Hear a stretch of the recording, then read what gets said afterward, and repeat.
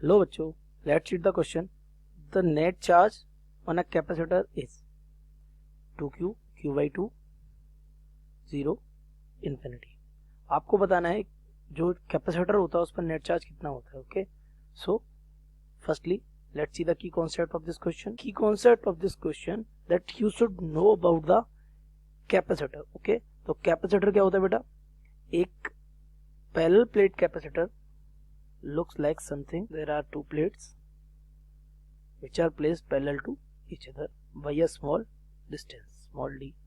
ठीक है, तो इसमें हम करते क्या है, इसमें हम एक प्लेट को कर देते हैं चार्ज। क्या कर देते हैं? चार्ज। ये इस पर डिपेंड करेगा कि आपने कैपेसिटर को चार्ज किया है कि नहीं किया है।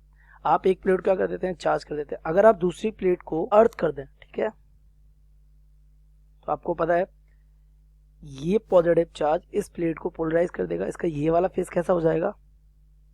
पॉजिटिव। एंड उधर वाला फेस कैसा हो जाएगा? नेगेटिव। ठीक है, तो जब ये वाला फेस पॉजिटिव हो जाएगा तो अर्थिंग क्या करेगी?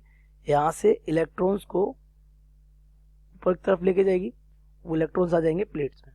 ठीक है, अब जब यहां से अर्थ से इलेक्ट्रॉन प्लेट्स में जाएंगे तो ये जो प्लेट होगी वो ओवरऑल कैसी हो जाएगी बेटा? नेगेटिव। अच्छा, आपने पहली प्लेट को कैसा चार्ज दिया? पॉजिटिव।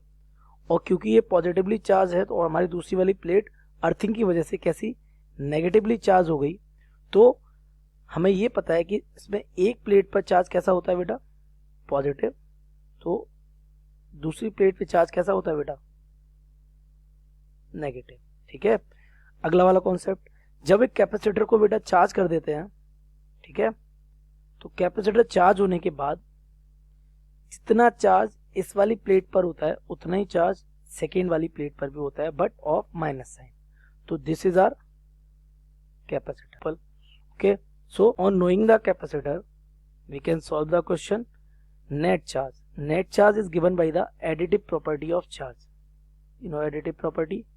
Additive property क्या कहती है? अगर किसी discrete system पर आपको net charge चाहिए तो क्या करना है? आपको उनका algebraic sum, क्या करना है?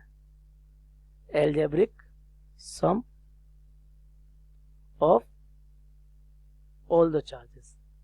आप सभी चार्जेस का क्या करते हैं? एल्जेब्रिक सम करते हैं। ठीक है, तो आप इस वाले डिस्क्रीट सिस्टम में अगर ध्यान से देखें तो आपको एक चार्ज प्लस क्यू दिख रहा है, एक चार्ज कैसा दिख रहा है? Minus Q. So Q net will be plus Q plus minus Q, so it will be 0.